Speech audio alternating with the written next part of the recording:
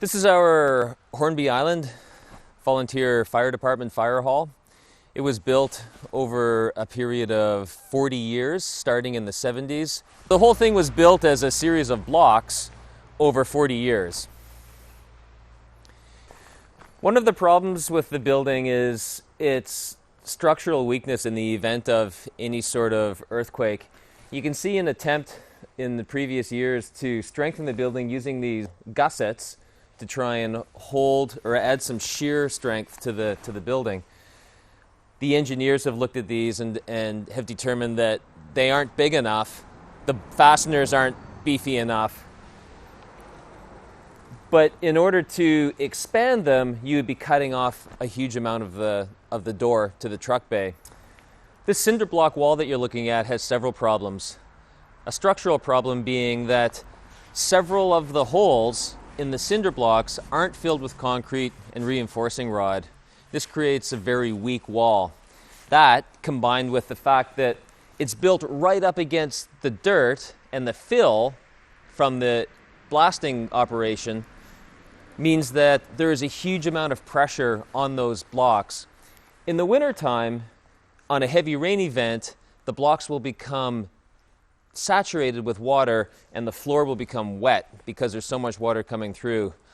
It becomes a big enough problem that we're warning our members not to walk between the wall and the truck if it's a really rainy event, for fear that the wall could just collapse in and pin somebody against the truck. This is a truck bay where we store all of our turnout gear.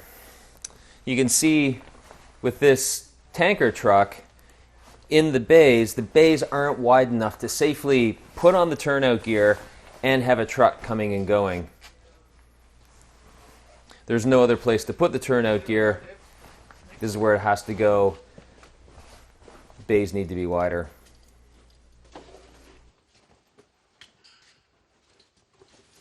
Community has recently spent $80,000 on new breathing apparatus for us. These new breathing apparatus are fairly sensitive electronic devices when they need to be maintained.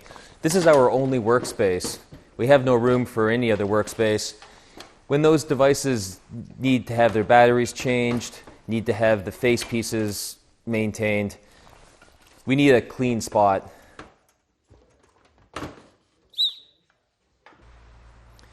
It's been a good fire hall for us. It's served us well, but we're now coming to the end of its useful life. There are many structural deficiencies with it, and we're just out of room. The fire department has grown, the needs of the community have grown, and the fire hall isn't able to keep up with it as it stands.